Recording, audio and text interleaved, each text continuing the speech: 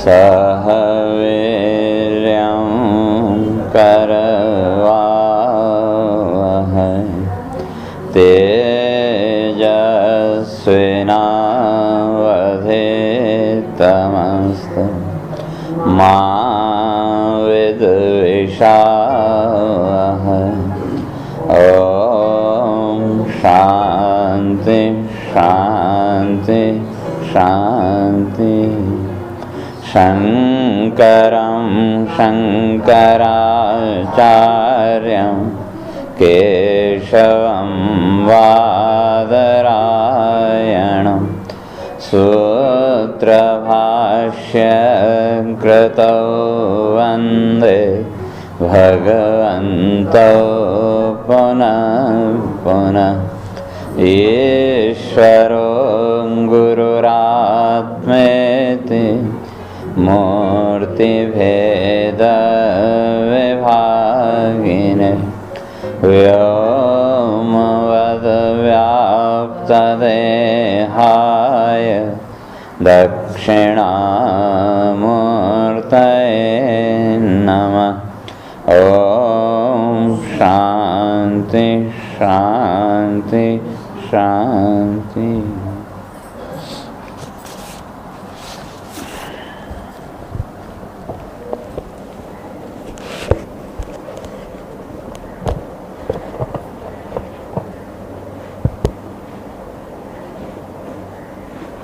ओम सत्वं विशुद्धं श्रयते भवान् स्थितौ शरीरिणां श्रेयोपायनं वपुः वेदक्रियायोगतपःसमाधिभिः तवार्हणं येन जनः समीहते। सत्वं न चेद्धातरिदं निजं भवेत् विज्ञानमज्ञानभिदापमार्जनं गुणप्रकाशैरनुमीयते भवान् प्रकाशते यस्य च येन वा गुणः। न नामरूपे गुणजन्म कर्मभिः निरूपितव्ये तव तस्य साक्षिणः। मनोवचोभ्यां मनुमेयवर्त्मनो देवक्रियायां प्रतीयन्त्यथापि शृण्वन् गृह्णन् संस्मरयश्च चिन्तयन् नामानि रूपाणि च मङ्गलानि ते। क्रियासु यस्त्वच्चरणारविन्दयो आविष्टचेता न भवाय कल्पते। दिष्ट्या हरेष्या भवता पदो भुवो भारोपनीतस्तव जन्मनेषितो। दिष्ट्याङ्कितां त्वत्पदकै सुशोभनै द्रक्ष्यामकाम्यां च तवानुकम्पिताम्। तो विचार चल रहा था कि देवता ने स्पष्ट किया कि जो लोक में या यूँ कहें कि मृत्यु लोक में परमात्मा के उपासना के 4 प्रकार, तो शास्त्र, क्रिया योग, तप और समाधि। तो इसका अर्थ जो दूसरे पूजा अर्चना करते हैं, उपासना करते हैं, वो नहीं है, ऐसा नहीं। तो जो लौकिक या जैसे पहले स्पष्ट करके आए थे शास्त्र विधि से रहित, तो शास्त्र विधि से रहित जो कर्म है, चाहे वो कर्म हो चाहे उपासना कहो भक्ति कहो, तो दोनों का फल पीछे स्पष्ट करके आए थे दक्षिणायन की प्राप्ति। और दक्षिणायन का अर्थ है बार बार वही जन्म मृत्यु का जो चक्र है वो लगा रहना। हाँ, कुछ समय के लिए जन्म मृत्यु का जो चक्र है उससे मुक्त हो गए, लेकिन बाकी तो कुछ समय के लिए उससे मुक्ति मिली, बाकी पूर्ण रूप से उससे मुक्त नहीं हो सकते। इसलिए पहले स्पष्ट किया श्रेय उपायन, उस मोक्ष तक पहुंचने के जो उपाय, का उस उपाय के रूप में परमात्मा के ये स्वरूप, और वो उपाय क्या है? मोक्ष के। तो क्या ये 4 शास्त्र। तो इसलिए शास्त्र का विचार करना, शास्त्र का चिंतन करना, तो क्या वो भी परमात्मा की उपासना, तो उसके द्वारा ज्ञान की प्राप्ति। और उस शास्त्र चिंतन के द्वारा, शास्त्र विचार के द्वारा, तो आपके अंदर वो क्रिया योग। इसलिए जो योग है उसके 2 भेद स्पष्ट किए थे, क्रिया लक्षण और क्रियोपलक्षण। तो जो क्रिया लक्षण योग है तो उसमें तो कहा जप ध्यान आदि, जो भी जप आदि करते हैं, मंत्र जप, और उसके साथ साथ ध्यान की प्रक्रिया। और जब शास्त्र विधि के अनुसार करेंगे तो कहा वहाँ ध्यान तो अपने आप लगेगा। इसलिए जबकि जो विधि है महर्षि पतंजलि ने स्पष्ट की कि तज्जप तदर्थ भावनम, तो साथ ही साथ उसके अर्थ को भी पकड़ना। और जब के साथ उस मंत्र के शब्द के अर्थ को हम पकड़ने लगे तो बाह्य जगत से तो छूट गए, बाह्य प्रपंच तो छूट जाए। क्योंकि मन आपका एक समय में केवल एक काम कर सकता है। और जब ध्यान मंत्र भी जपा, और केवल मंत्र जपने के लिए मन की जरूरत नहीं है। मंत्र तो 2-4 बार हमने पढ़ा, याद हो गया।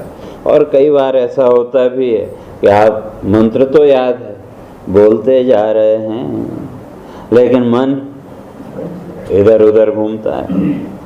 और उस अवस्था में अगर आप कहीं भूल गए या वृत्ति जैसे ही आपकी बदली, तो कितने मंत्र आपने जपे, कितनी माला की, कितना शुद्ध उच्चारण किया, कितना अशुद्ध किया, वो भी सब। लेकिन जब वहाँ ध्यान है तो एक एक शब्द और उसके अर्थ पर जब आपका ध्यान केंद्रित होगा तो मन उस समय फिर इधर उधर नहीं जा सकता। जैसे पीछे स्पष्ट करके आए थे कि किस स्थिति में का तद अर्थ भावना, तो अर्थ की भावना जब तक आप उसको पकड़ेंगे नहीं तब तक नहीं हो सकती। जैसे पीछे स्पष्ट करके आए थे कि जब हम कुछ सोचते हैं तो उस समय भी हम शब्दों का प्रयोग करते हैं कि नहीं? क्यों बिना शब्दों के आप सोच भी नहीं सकते, कल्पना भी नहीं कर सकते, तो शब्द तो चाहिए। और उसी तरह से मंत्र जप में भी क्या है, वही शब्द कल स्पष्ट किया था कि ये जितने भी मंत्र हैं वो सब क्या है, उन शब्दों के अंदर जो शक्ति है उस शक्ति का एक व्यवस्थित क्रम। इसलिए कर्म कांड में भी तो अलग अलग मंत्र हैं, तो इतने अलग अलग मंत्र क्यों? आपकी जो आकांक्षा, आपकी जो इच्छा है, उस इच्छा के अनुसार उपासना के भी मंत्र अलग अलग बताती है। शब्दों की अगर बात करें तो शब्द तो वही अ से लेकर के ह तक, उसे अतिरिक्त और कोई शब्द है ही नहीं। लेकिन उनका क्रम जब बदला तो क्रम और उसके उच्चारण की विधि के आधार पर उसका जो अर्थ है, उसका जो फल है वो भी बदल गया। तो इसलिए कहा तद अर्थ भावना, अर्थ को पकड़ना। और जब अर्थ को हम पकड़ने लगे, या जैसे किसी ने कोई बात आपको कही, सुन तो ली, उस समय भले ही ध्यान न दिया, लेकिन बाद में जब आप विचार करते हैं तो उन शब्दों के अर्थ को भी खोजते हैं कि नहीं? और जब उस शब्द के अर्थ को आप खोजने लगे तो आपकी वृत्ति केंद्रित हुई कि नहीं? वृत्ति केंद्रित हुई तो किसमें केंद्रित हुई? एक तो वो जो शब्द हैं उनमें, और उसके साथ साथ जिसने वो शब्द बोले वहाँ भी आपकी वृत्ति का तारतम्य उस समय थोड़ा सा है। तो उसी तरह से यहाँ भी कहते हैं जो जप है, तो जप अपने आप आपको कहाँ ले जाएगा? ध्यान की स्थिति में। इसलिए ये क्या हो गया? क्रिया योग। और जो क्रियोपलक्षण है तो उसकी भी चर्चा किए थे। तो वहाँ 3 निष्ठा, संवित, गति ही। और निष्ठा का अर्थ अव्यभिचारिणी भक्ति। तो भक्ति में किसी भी प्रकार का फिर व्यभिचार अर्थात विक्षेप न हो। और उसी को भगवान ने अनन्य शब्द से भी कहा, अनन्या चिंतयन्तो माम।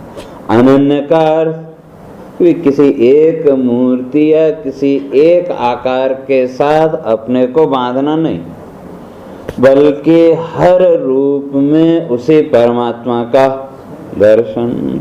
तो ये जो भक्ति है तो ये कहाँ ले जाएगी? कल चर्चा किए थे कि संवित। और संवित का अर्थ तत्व ज्ञान। ज्ञान नहीं, खाली ज्ञान नहीं, बल्कि तत्व ज्ञान। और जो भक्ति है, भक्ति का तो लक्षण ही किया कि भक्ति ज्ञानाय कल्पते। और जो भक्ति है उसका एकमात्र उद्देश्य आपको ज्ञान तक पहुंचाना। इसलिए जो आचार्य लोग हैं कई, वो भक्ति को अलग नहीं मानते। तो जैसे कल के, अब तो भक्ति क्या है? कर्म के बंधन से ऊपर उठा करके आपको ज्ञान तक पहुंचाने का साधन, या सीधे सीधे कहें तो बीच का पुल। तो कर्म से ऊपर उठा के ज्ञान तक पहुंचाना। और भगवान ने गीता में जब भक्तों की चर्चा की तो वहाँ जो ज्ञानी भक्त है उसके लिए क्या कहा? ज्ञानी त्वात्मेव मे मतम। कहते हैं वो ज्ञानी तो क्या है? मेरी आत्मा। तो उस स्थिति तक बिना भक्ति के नहीं पहुंच सकते। तो भक्ति ने क्या किया? वैसे तो पहले जो आवरण है वो पुण्य कर्म ने बहुत कुछ समाप्त कर दिया, मिटा दिया। और अब जो बचा हुआ थोड़ा बहुत आवरण है तो वो भक्ति हटाएगी। जैसे कल उदाहरण दिया था वही बर्तन का, कि जूठा बर्तन है उसको अगर साफ करना हो, 2-4 दिन पुराना है, तो सबसे पहले क्या किया? जो थोड़ी देर पानी में डुबा के रखा। तो ये जो पानी में डुबाने की प्रक्रिया यही है पुण्य कर्म। तो अपना जो चित्त है, अपना जो अंतःकरण है, तो इसको उस पानी में डुबाना अर्थात पुण्य कर्म। और पुण्य कर्म के भी पीछे चर्चा करके आए थे कि धीरे धीरे क्या करेगा? चित्त को शुद्ध करेगा। और उससे क्या हुआ? ये जो अनेक जन्मों का जो आवरण है वो थोड़ा सा ढीला पड़ा। और जब ढीला पड़ा तो क्या उसके साथ फिर आपकी भक्ति में प्रवृत्ति, जैसे पीछे स्पष्ट करके आए कि ये जो पुण्य कर्म है तो इसके ऊपर शास्त्रकारों ने बहुत जोर दिया, वे पुण्य कर्म करो। और दूसरी तरफ महर्षि पतंजलि इस बात को स्पष्ट करते हैं। तो कहा सती मूले तद विपाको जाति आयु भोगा। जब वो कर्म का विपाक अर्थात जब कर्म फल देने के लिए सामने आया तो वो क्या देगा? कहते 3 चीजें देगा। जाति आयु भोगा। जाति का अर्थ जन्म, आयु और उसके साथ सुख दुख आदि भोग। और दूसरे आचार्यों ने इसको 5 में बांट दिया। कहते हैं कि आयु वित्तम च कर्म च विद्या निधनम एव च पंचैते लिख्यन्ते गर्भस्थस्यैव देहिनः। कहते हैं 5 चीजें आपकी पहले से निश्चित है। तो क्या क्या? तो कहा आयु। तो पहली तो आयु, कितना जीवन जीना है। और आयु की गिनती हमारे ऋषियों ने दिनों के हिसाब से नहीं की, बल्कि आपकी ये जो श्वास प्रश्वास की गति है, और एक व्यक्ति 24 घंटे में कितनी श्वास लेता है तो उसका भी ऋषियों ने हिसाब किया तो 21,600 बार। तो उसके आधार पर आयु, और दूसरा का वित्त का अर्थ वहाँ परिवार, कितना बड़ा परिवार होगा, कैसा होगा। और तीसरा कर्म, तो कर्म भी पहले से निश्चित है, अर्थात कि किस कर्म क्षेत्र में जाना पड़ेगा वो भी पहले से निश्चित। तो जब पहले से ही निश्चित है तो क्या फिर पाप और पुण्य रहा कैसे?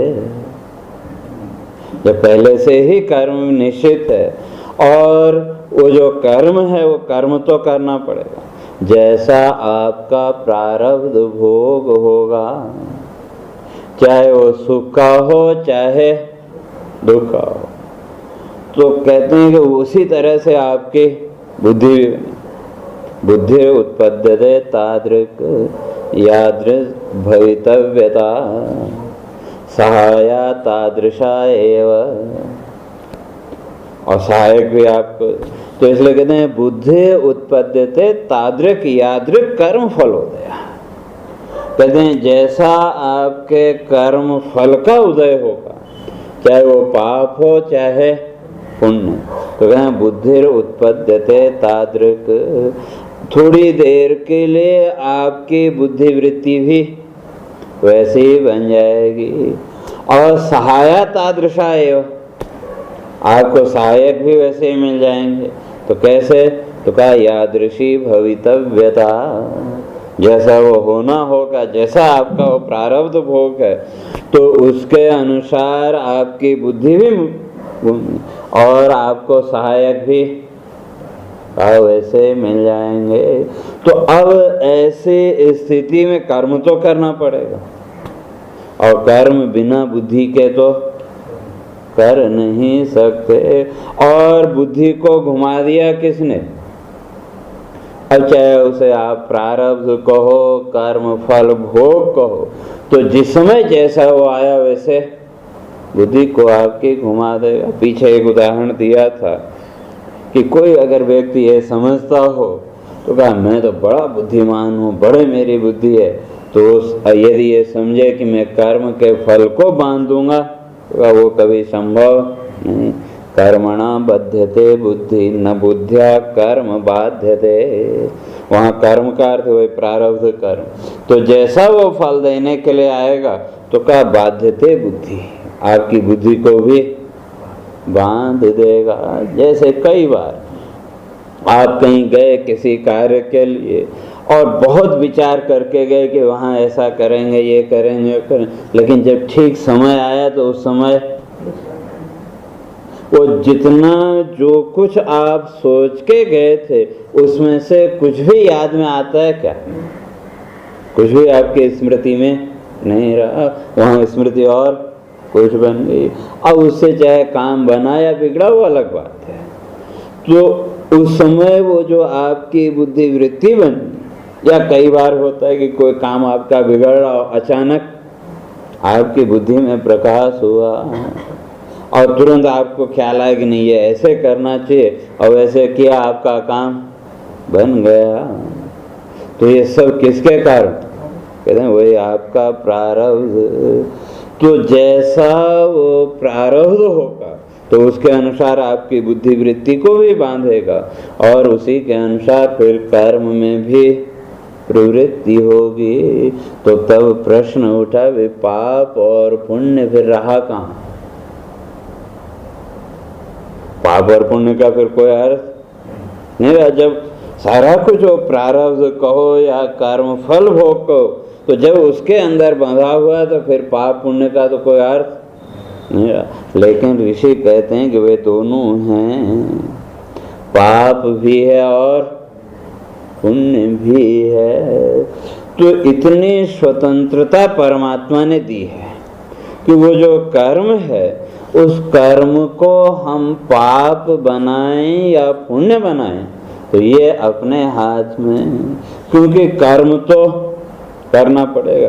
पूर्व का जो प्रारब्ध, या यूं कहें पूर्व जन्मों में किए गए जो कर्म, वो जब फल देने के लिए आए तो आपकी बुद्धि वृत्ति को तो मोड़ेंगे और उसके अनुसार कर्म भी करना पड़ेगा।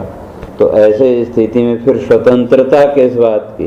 तो कहा केवल भाव की स्वतंत्रता, कर्म तो करना पड़ेगा। इसलिए गीता के 18वें अध्याय में जाके भगवान ने स्पष्ट किया कि यद अहंकारम आश्रित्य, यदि तुम अपने अहंकार को लेकर के सोचते हो कि मैं युद्ध नहीं करूंगा, तो कहते हैं वो भी भ्रम है। क्यों?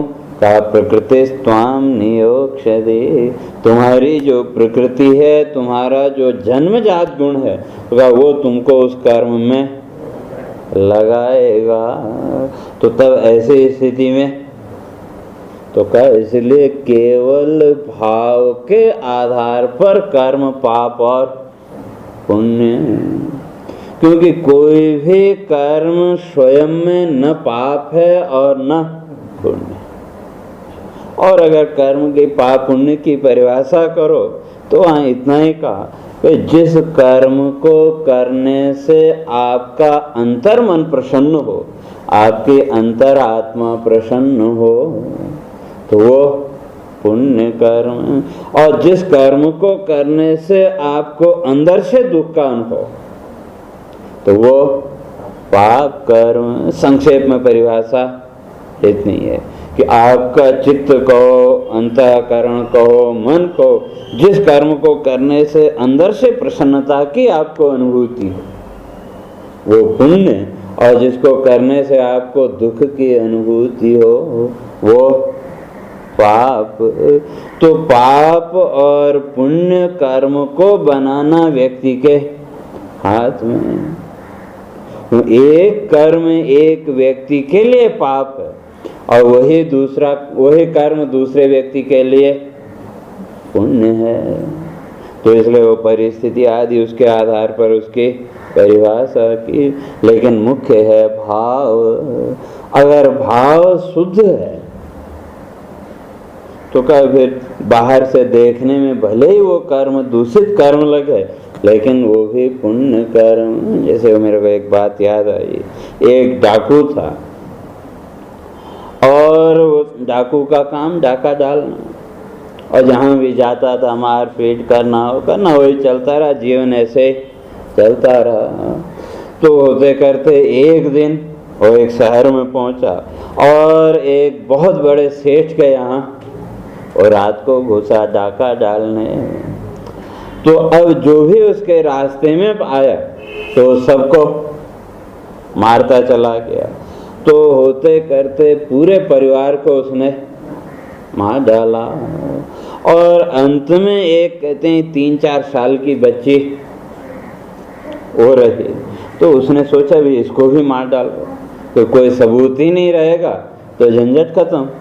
तो जैसे ही उस बच्ची को मारने के लिए उसने हाथ उठाया, तो कहते हैं कि बच्ची बड़ी जोर से हंस पड़ी।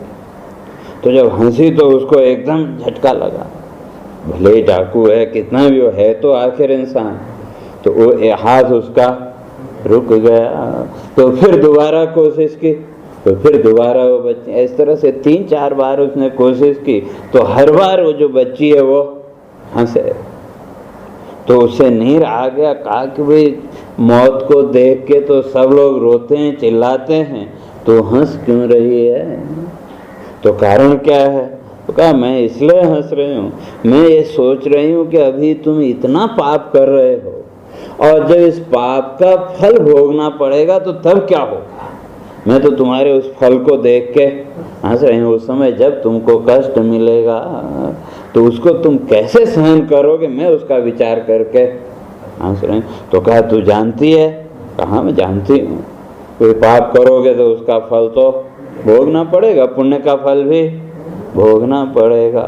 तो बात उसको एकदम लग गई। तो फिर उसने उस बच्ची को मारा नहीं और उसको लेके आया। फिर डाका वाका तो कहाँ डालना, फिर तो उसके मन में वो बात लगी कि भाई ये पाप है, ये है। तो उस बच्ची को लेके आया घर में, तो पत्नी को दिया, कहा कि इसका पालन पोषण करो और इसको अच्छी शिक्षा दो, अच्छा हो करो, और मैं अभी आता हूँ, मैं कुछ दिनों में आता हूँ। तो वहाँ से चल दिया। कहते हैं जहाँ वो डाकू रहता था उससे थोड़ी दूरी पर एक संत भी रहते थे कुटिया बना के, तो भागा भागा पहुँचा उनके पास। अब होते करते रात के 2-2:30 बज गए, तो दरवाज़ा खटखटाया। तो जो संत थे उन्होंने सोचा कोई दुखी आदमी होगा, लेकिन फिर भी इतनी रात को क्यों आए। तो अंदर से पूछा वे कौन है, तो उसने अपना परिचय दिया। अब इतना खूंखार आसपास सभी जगह उसका होता। अब महात्मा को भी लगा कि यहाँ क्यों आया है, तो पूछा अरे भाई इस समय क्यों आए। कह रहे महाराज दरवाज़ा खोलो। अब संत ने सोचा नहीं खोलूंगा तो घास फूस की झोपड़ी, दरवाज़ा कितना मजबूत, और ये डाकू एक लात अगर इसने मारी तो मेरी तो झोपड़ी भी आ जाएगी। इसलिए डरते डरते दरवाज़ा खोला। पता ही नहीं क्यों आया है, क्या दिमाग में आया इसके। तो कहते हैं एकदम वो पैरों में गिर पड़ा। तो कहा कि महाराज मुझे बचाओ। अब पूछा अरे भाई क्या हुआ। कहा महाराज मैंने आज तक जीवन भर पाप ही पाप किए, मुझे जो है तो इनसे बचाओ। तो उन्होंने कहा अरे भाई बैठो शांति से फिर बात करें। बोला नहीं महाराज, जब तक आप मेरे को रास्ता नहीं बताएंगे मैं आपके पैर छोड़ने वाला नहीं हूँ। तो अब वो सोचने लगे क्या करें। तो दरवाजे के बगल में उनकी एक लाठी पड़ी थी बांस की, तो वो उठा के दे दी। तो कहा लो इसको ले जाओ और आज से हर तीर्थ में स्नान करो और साथ में इस लकड़ी को भी स्नान कराना। और जिस दिन ये लकड़ी हरी होने लग जाए तो उस दिन समझना कि तुम्हारे पाप कट गए। तो वो लकड़ी लेके चल दिया। और भगवान ने स्पष्ट किया गीता में कि अपि चेत् सुदुराचारो भजते माम अनन्य भाग साधुरेव समन्तव्य सम्यक व्यवसितो हि सः। तो कहा कि जो जितना पाप कर्म होगा तो जब उसकी बुद्धि बदलेगी तो दूसरे उसमें भी उतनी दृढ़ता से हो लगेगा। इसलिए उसको भगवान कहते हैं साधुरेव समन्तव्य, उसको साधु ही समझो। क्यों जब बुद्धि उसकी बदली तो फिर जितनी निष्ठा से जितनी दृढ़ता से वो पाप में लगा हुआ था उसका जब उसको आभास होगा, एहसास होगा, तो उससे कहीं ज्यादा दृढ़ता से फिर वो पुण्य में लगेगा। तो अब श्रद्धा तो थी और मन में पश्चाताप का भाव कि इतने मैंने पाप किए हैं, इनका तो शोधन करना पड़ेगा, और चल दिया। और जहाँ भी उसको पता लगता है कि अमुक तीर्थ है तो वहाँ जाता, श्रद्धा पूर्वक स्वयं स्नान करता और वो जो लकड़ी थी उसको भी स्नान कराता और फिर उठा के देखता यूं कि हरा हुआ कि नहीं हुआ। अब सूखा बांस तो कहाँ हरा होने वाला, लेकिन फिर यही सोचता कि नहीं अभी मेरे कुछ पाप रह गए होंगे, और फिर वहाँ से आगे चल पड़ता। तो कहते हैं होते करते 5-6 साल उसको बीत गए। अब तो उसका वही क्रम बन गया कि जहाँ भी पता लगे कि अमुक तीर्थ है, अमुक पुण्य क्षेत्र है, तो वो वहीं पहुँच जाता और भिक्षा में जो मिल गया खा लिया, नहीं मिला तो भी क्यों अंदर वो भाव है कि मुझे इन पापों से मुक्त होना है। तो कहते हैं कि होते करते 5-6 साल निकल गए। तो फिर एक दिन एक गांव के बाहर एक बड़ा पीपल का पेड़ था, तो उसके नीचे सोया हुआ और कपड़ा वपड़ा तो कुछ है नहीं, ऐसे एक चादर बिछाई और पेड़ की जो जड़ है उसको सिराना बना के सो गया। तो अब तो किसी से उसको कोई अपेक्षा है ही नहीं, अंदर वो भाव उसका है कि मुझे इन पापों से मुक्त होना है। तो शाम का कहते हैं धुंधलका हो गया। तो इतने में कहीं से 3-4 डाकू वो भी आए और उस पेड़ के जिधर ये सोया था उसकी दूसरी तरफ वो चारों बैठ कर अपनी मीटिंग करने लगे कि इस गांव को लूटना है। और इसका उनको पता नहीं है, लेकिन ये सब बातें उनकी सुन रहा है। तो उन्होंने योजना बनाई तो कैसे लूटें, क्या करें। तो पहले योजना बनाई तो एक ने कहा अगर सामने से जाते हैं तो कहा उस गांव में तो बहुत से लोगों के पास हथियार हैं, अगर उन लोगों को पता लग गया उन्होंने हथियार निकाल लिए तो हो सकता है हम मारे जाएं। तो अंत में इस तरह से करते करते निश्चय किया कि भाई जब सब लोग सोए हों तो उस गांव को चारों ओर से आग लगा दो।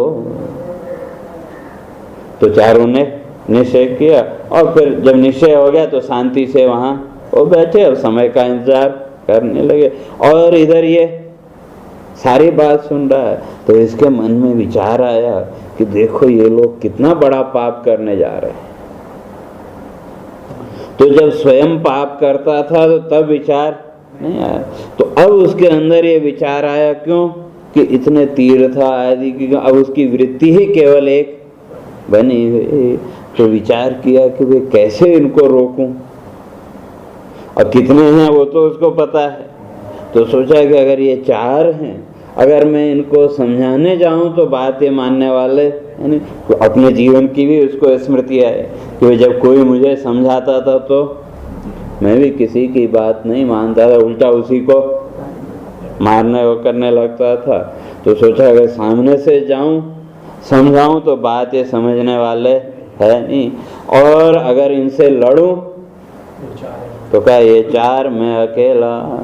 तो बैठे बैठे सोचता रहा क्या करूं क्या करूं। तो काफ़ी देर सोचने का फिर उसके मन में आया जोश कि चलो जो होगा देखा जाएगा। तो ये बगल में जो लठ पड़ा था बांस का वही उठाया और चारों के सिर पे 2-2 लठ जमाए। तो अब वो तो एकदम हमला हुआ तो उनको संभलने का भी मौका नहीं मिला, और ऐसी अवस्था में आदमी का जो ताकत है वो बढ़ जाती है।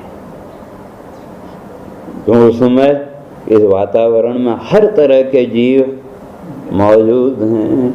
अगर आपके अंदर पुण्य का भाव होगा तो पुण्य कर्मा जो जीवात्माएं हैं वो आपको मदद करेंगी, और अगर दूषित विचार आए तो वो जो है वो आपके साथ जुड़ जाएंगे। तो जब सबके सिर पर मारा तो कहा वो तो वहीं ठंडे हो गए, और इसको तो अब कोई मतलब नहीं, इसको हो गया कि अब घायल हो गए, अब तो आज तो ये नहीं जाएंगे, कल का कल देखा जाएगा। तो ये अपनी जगह पे आके सो गया निश्चिंता से। तो कहा कि सवेरे जब उठा तो देखा वो बांस हरा होने लगा। तो अब इसको भी आश्चर्य हुआ, क्यों घटना तो उसको भी पता है कि मैं इतने वर्ष हो गए, इतने वर्षों से मैं तीर्थों में स्नान कर रहा हूँ, लेकिन ये बांस तो हरा नहीं हुआ, और कल मैंने फिर ये 4 हत्याएं की तो फिर ये बांस हरा हो गया। तो भागा फिर वहां से, तो क्यों समाधान तो वही महात्मा के संत के पास से ही मिलेगा। तो इसका ये जो विचार था, जब पता लगा कि वे ये लोग आग लगाएंगे तो सोचने लगा कि भाई चलो आदमी है वो तो भाग जाएगा, और पशु हैं तो चलो उनकी भी रस्सी जल गई वो भी भाग सकते हैं, लेकिन घास की झोपड़ियाँ तो उसके अंदर वो कितने जीव, तो ये कितना बड़ा ये पाप करने जा रहे हैं। तो उस पाप से रोकने के लिए उसने हत्या हुई। रोका तो पाप से, लेकिन हुई क्या? हत्या हुई। उस दृष्टि से देखें तो है तो हत्या ही, लेकिन उन 4 हत्याओं के पीछे कितने जीवन बचे, तो उन जीवनों की सुरक्षा की दृष्टि में यह हत्या का पाप कोई ज्यादा महत्व नहीं रखता। इसलिए हमारे यहाँ शास्त्रकारों ने स्पष्ट किया, आततायन मायंतम एव हन्यात्। आतताई, और आज की भाषा में कहें तो आतंकवादी या दुष्ट व्यक्ति कह लो। तो वहाँ तो अग्निदो गर्दश्चैव, वहाँ 6 लक्षण बताए आतताई के कि अग्निदो गर्दश्चैव, कोई किसी के घर में आग लगाता हो, चाहे वह बाह्य रूप से हो या वैचारिक रूप से, तो क्या वो आग लगाने वाला, और किसी को विष देने वाला का वो भी आतताई है। और किसी के घर में फूट करा देना, आपस में झगड़ा करवा देना, वो भी क्या है? वो भी आतताई। भ्रूण हत्या, गर्भपात, तो भ्रूण हत्या करने वाला वो भी आतताई। और भ्रूण हत्या, ब्रह्म हत्या,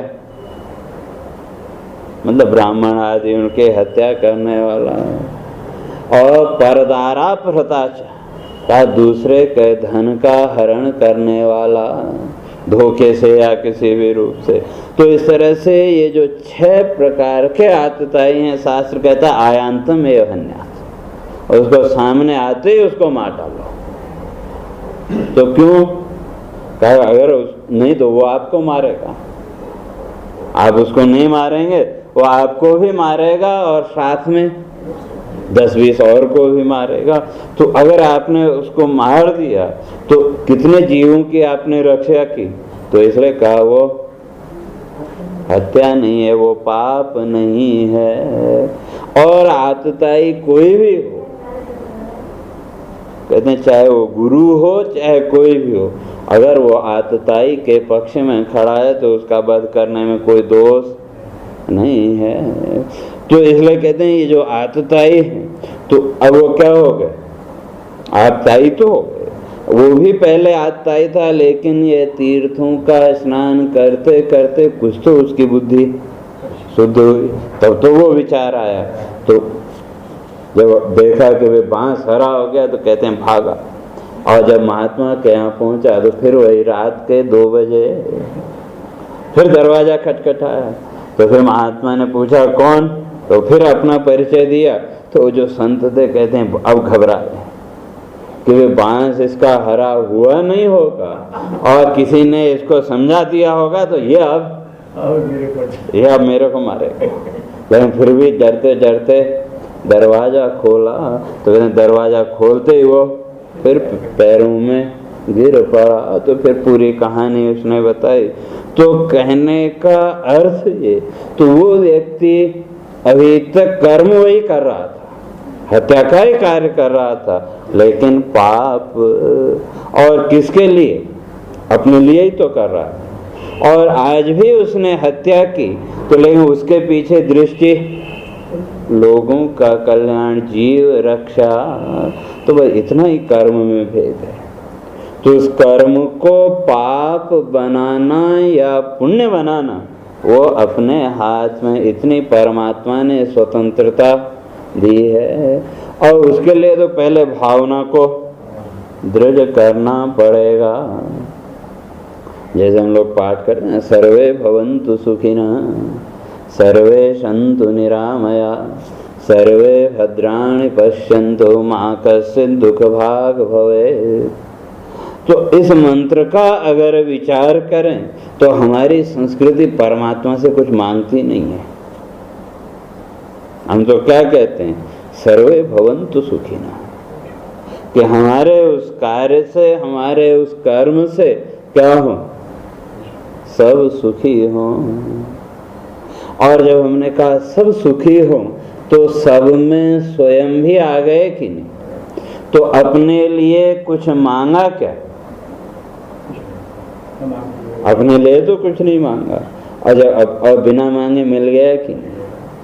और जब बिना मांगे समय पर आपको कोई वस्तु मिल जाए तो उस समय की प्रसन्नता का जरा विचार करके देखो, तो वो प्रसन्नता पूरे जीवन भर की प्रसन्नता के ऊपर भारी है। तो इसलिए हमारे यहाँ जो संस्कृति है वो परमात्मा से मांगती नहीं, भगवान से कुछ मांगना नहीं है, केवल अपने कर्तव्य कर्म को करना। और अगर मांगना भी है तो का भावना के शुद्धिकरण के द्वारा मांगो कि भाई सर्वे भवन्तु सुखिनः, कि सब सुखी हों। और जीवन में भी विचार करके देखो कि जब हम अपने लिए कुछ चाहते हैं तो जीवन में विक्षेप तो रहेगा। ये शायद पहले भी एक दिन मैंने उदाहरण दिया था कि आप बाजार में गए और सीजन का कोई नया फल आया, पहली बार बाजार में आया, तो आपकी दृष्टि उस पर पड़ी, तो उस फल पर दृष्टि पड़ते ही आपका ध्यान कहाँ गया? अगर घर में बच्चे छोटे हैं तो सबसे पहले वृत्ति कहाँ गई? बच्चों, एक स्वाभाविक प्रक्रिया। अगर घर में बच्चे छोटे हैं तो सबसे पहले ध्यान बच्चों के ऊपर, और उस फल को आप लेके आए। किसके लिए? बच्चों के लिए लाए, अपने लिए तो नहीं लाए। तो जब घर में लाए तो आपने उसको तैयार किया, तो उसमें से आपको भी मिला कि नहीं? और अगर नहीं भी मिला तो भी मन में किसी प्रकार का विक्षेप आता है क्या? आप लाए बच्चों के लिए, और अगर उसी समय पड़ोसी के 2 बच्चे और आ गए तो आपको प्रसन्नता ही होगी, उसमें दुख नहीं होगा। और फिर वही घटना, फिर एक बार आप गए तो उस दिन घर के सारे सदस्य कहीं दूसरी जगह रिश्तेदारी में गए हुए, तो फिर आप उस फल को लेके आए। तो अब किसके लिए? अपने लिए। घर में पहुंचे और दरवाजा बंद किया, जैसे उसको सुधारने लगे, चलने आदि लगे, इतने में किसी ने डोरबेल बजाई। तो घंटी सुनते ही आपके मन में विक्षेप आएगा कि नहीं, कि पता नहीं कौन आ गया? तो क्रिया एक, लेकिन भाव अलग अलग। क्रिया एक ही है, उसमें कोई अंतर नहीं। तो भाव बदलते ही उसने आपके मन की अवस्था को भी बदल दिया कि नहीं? तो जब वो भाव आपका समष्टि के लिए था, तो भले 2, 4, 10 भी आ जाए तो भी आपके मन में कोई वो नहीं होता। और जब आप अपने लिए बनाते हैं, या और दूसरा उदाहरण, आपके घर में कोई फंक्शन है, कोई वो है, तो उस दिन आपने 2-4 लोगों को निमंत्रण दिया, तो भोजन बनाया, तो कितने लोगों के लिए? 4 लोगों को निमंत्रण दिया तो 6 का तो बनाते ही। और उसमें अगर 1-2 आदमी बढ़ भी जाएं तो आपके मन में किसी प्रकार का कोई विक्षेप नहीं आता। और बाकी दिनों आपने भोजन बनाया अपने लिए, और इतने में कोई मेहमान आ जाए तब, भले ही आपका कितना ही आत्मीय क्यों न हो, एक क्षण के लिए तो आपके मन में विक्षेप आएगा। तो बस यही कर्म की भी स्थिति है। जब हम अपने लिए करते हैं तो वहां तो पाप होगा ही, भले वो हमने पुण्य कर्म भी किया हो, लेकिन कहीं न कहीं पाप तो। और उस पाप का प्रत्यक्ष लक्षण मन में विक्षेप। और जब वही कर्म हमने समष्टि के लिए किया तो वही क्या हो गया? वही पुण्य कर्म। तो कर्म तो करना पड़ेगा, तो जैसा प्रारब्ध होगा वो कर्म में आपको लगाएगा। इसका सहाया तादृशा एवं यादृशी भवितव्यता। तो उस समय आपको सहायक भी उसी के अनुसार मिल जाएंगे। तो इसलिए कहने का अर्थ ये कि संसार में आए हैं तो ये 5 चीजें तो हैं, आयु वित्तम च कर्म च विद्या निधनम एव च, और अंत में मृत्यु। और विद्या अर्थात ज्ञान की प्राप्ति। तो कहते हैं ये 5 चीजें आपकी पहले से निश्चित हैं। तो तब ऐसी स्थिति में कर्म केवल भाव के आधार पर, कोई भी कर्म अपने आप में न पाप है और न पुण्य। तो उसी तरह से जो जप आदि है, तो वहां भी अगर आपका भाव जुड़ गया तो उस भाव के द्वारा क्या हो गई? आपकी वृत्ति केंद्रित।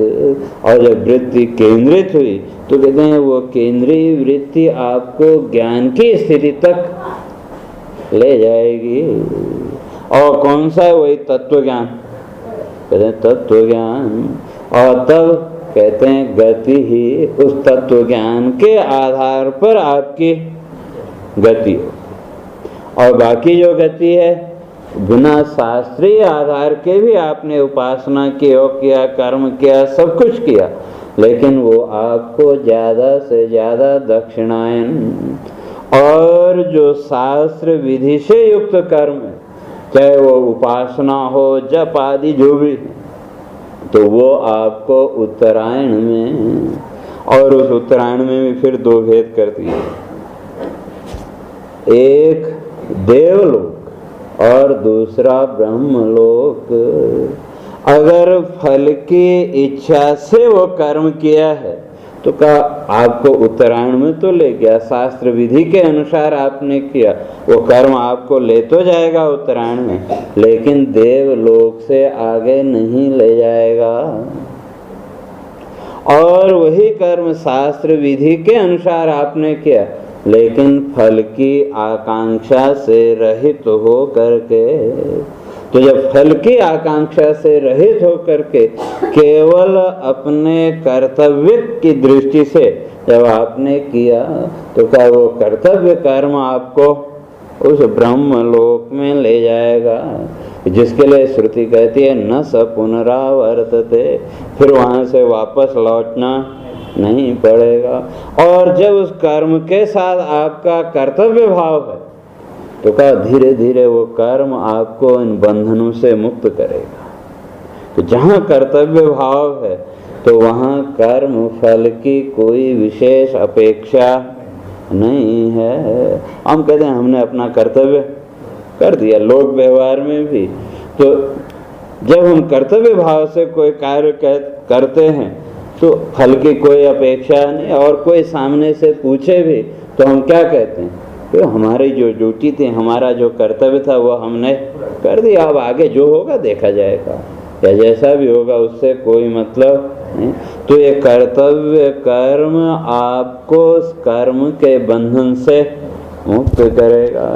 तो इसलिए कहते हैं वो जो अव्यभिचारिणी भक्ति, तो जो परमात्मा की जो भक्ति है जिसमें फिर विक्षेप नहीं है, केवल एक जगह वृत्ति की स्थिरता, और उसके लिए सबसे पहले वही पुण्य कर्म चित्त की शुद्धि, तो वो उस तत्व ज्ञान, और फिर गति।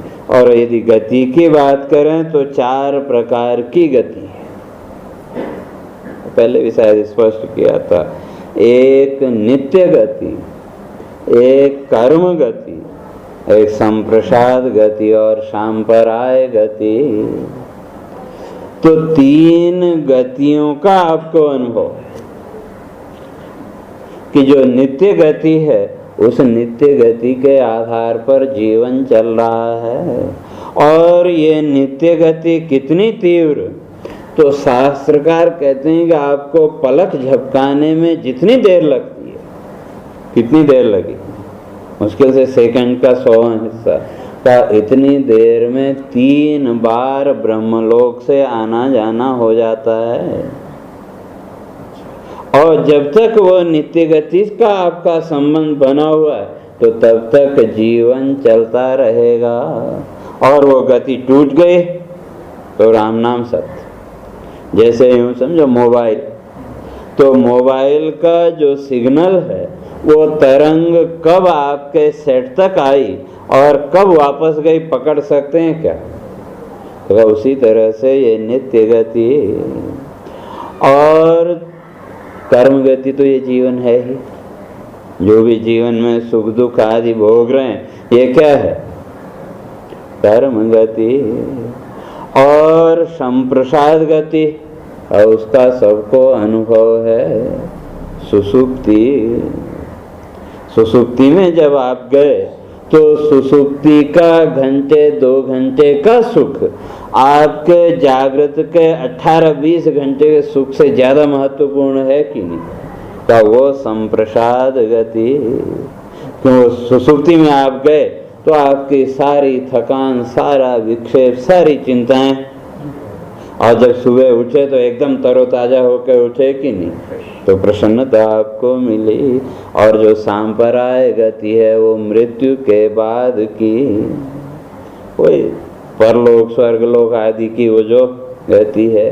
तो ये 4 गतियां जीवन की, तो इनमें जो ये नित्य गति है, यह संप्रसाद गति को का उसको पकड़ लेना, उसी का नाम मोक्ष। तो या तो उस नित्य गति को पकड़ लो, या फिर साधना के द्वारा उस संप्रसाद गति को पकड़ लो। क्यों? मोक्ष की प्रक्रिया भी वही, सुसुप्ति में जाने की प्रक्रिया भी वही, और मृत्यु की प्रक्रिया भी वही। प्रक्रिया तीनों एक जैसी। जैसे हम सुसुप्ति में गए तो जो सुसुप्ति अवस्था है, निद्रा अवस्था है, तो उसको मृत्यु माना। ये जागृत, स्वप्न और सुसुप्ति, तो इन तीन अवस्थाओं को और तीन नाम दिए, मोह, मूर्छा और मृत्यु। कहते हैं ये जो जागृत अवस्था है, ये तो मोह की अवस्था है। सुबह से लेकर के शाम तक जीवन का अगर विश्लेषण करके देखें तो मोह के अतिरिक्त और क्या है? कभी किसी वस्तु का, कभी किसी वस्तु का। और परमात्मा की हमने उपासना भी की, पूजा पाठ आदि भी किया, तो वो भी किसके कारण? उसके पीछे भी कहीं न कहीं मोह। और जो स्वप्न का, वो तो मूर्छा अवस्था है कि जैसे बेहोश व्यक्ति, तो उसको कुछ पता नहीं रहता। लेकिन ब्रह्मसूत्र कहता है मुग्धे अर्ध संपत्ति ही। वो जो मूर्छा अवस्था है, उस समय भी आपका आधा ज्ञान तो रहता है।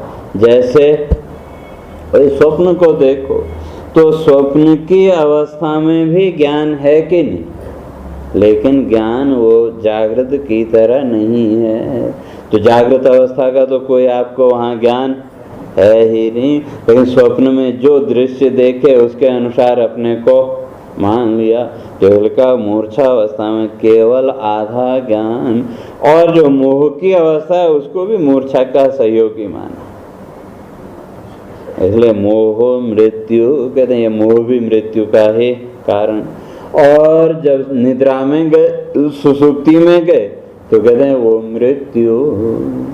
तो कहने का अर्थ, हम रोज मरते हैं और रोज जन्म लेते हैं, तो ये गति तो है नहीं। तो जन्मना मरना कौन चाहता है? तो जैसे मरना कोई नहीं चाहता, लेकिन जिस दिन ये निश्चय हो गया कि वे सुसुप्ति भी मृत्यु की तरह है, तो फिर कोई भी सोना नहीं चाहेगा। लेकिन यहाँ थोड़ा सा यकीन है कि वे जिन वस्तुओं को हम छोड़ के जा रहे हैं, थोड़ा सा अंदर यकीन है कि आँख खुलेगी सवेरे तो फिर ये वस्तुएं मिल जाएंगी। इसलिए थोड़ी देर के लिए निश्चिंत होकर सो जाते। और किसी दिन अगर ऐसा हो कि कोई बूढ़ा आदमी है घर में, परिवार में, मोहल्ले में, डॉक्टर ने कहा कि अब थोड़ी देर का मेहमान है, तो नींद आती है क्या? क्यों? कि वे सो गए और इतनी देर में चला गया, तो फिर कुछ मिलने वाला तो है नहीं। तो इसलिए उस दिन आप सो भी नहीं पाते, या नींद भी आ रही हो तब भी सोना नहीं चाहती कि कहीं चला गया तो। लेकिन यकीन है कि सवेरे फिर मिल जाएंगे, इसलिए सोचते हैं चलो सो जाओ। तो इसलिए मोह, मूर्छा और मृत्यु, ये तीन अवस्थाएं। तो उसी तरह जागृत, स्वप्न और सुसुप्ति। तो संप्रसाद गति होगी कहाँ की? सुसुप्ति की। तो जैसे अभी तक आप सुसुप्ति में जाते हैं, तो सुसुप्ति में जाने की प्रक्रिया अज्ञान के अधीन।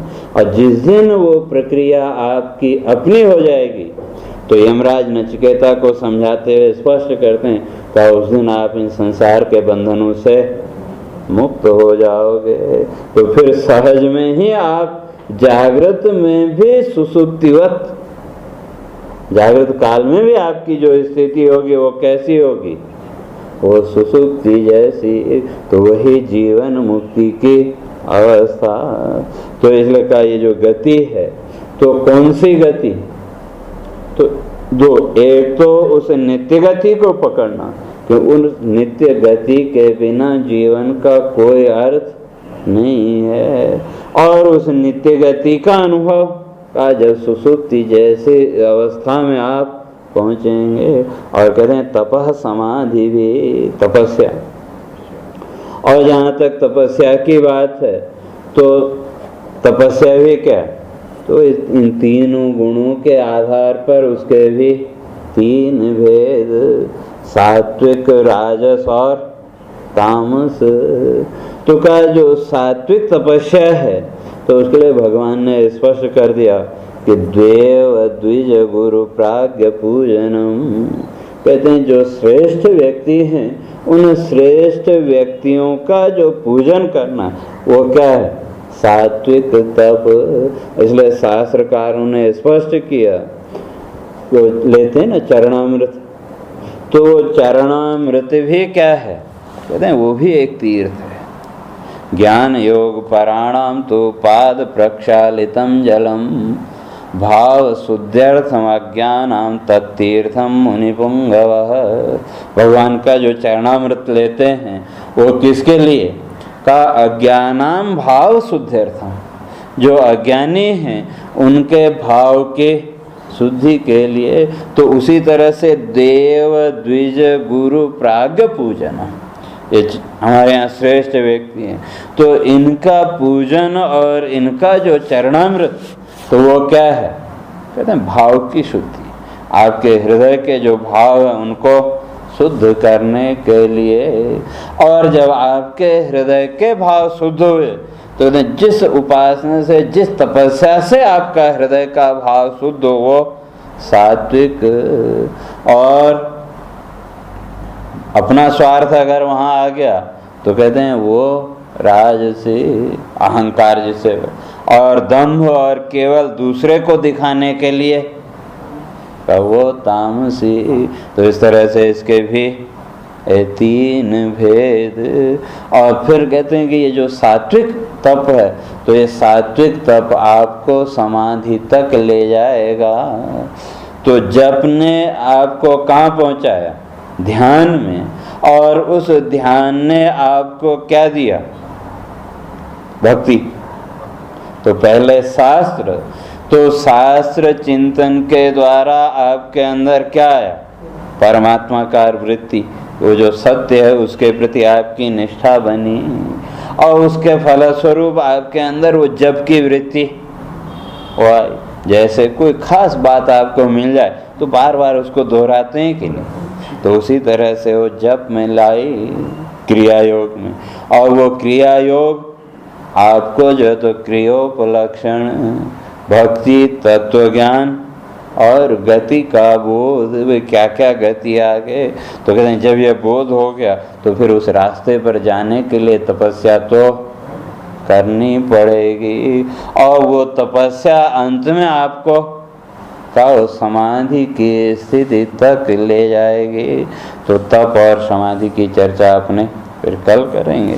तो इसलिए देवता कहते हैं कि संसार में अगर हमको भेजा आपने तो क्या ये सारे झंझट करने पड़ेंगे, तो इसलिए हमको तो क्या करो, हमारे ऊपर कृपा करो और हमको यहीं से अपनी शरण में ले लो। लगा सत्यात्मकम त्वाम शरणम प्रपन्ना। तो फिर आगे की चर्चा कल करेंगे। सीधे होके बैठे। हरे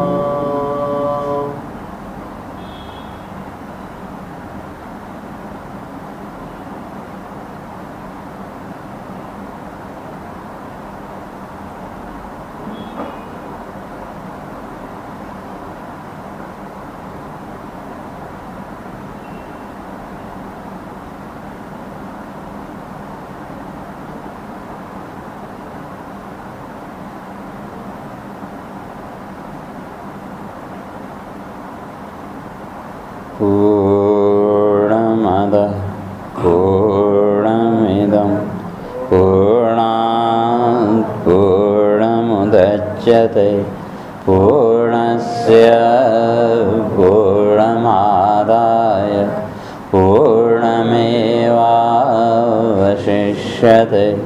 ॐ शान्ति शान्ति। शङ्करं शङ्कराचार्यं केशवं बादरायणं सूत्रभाष्यं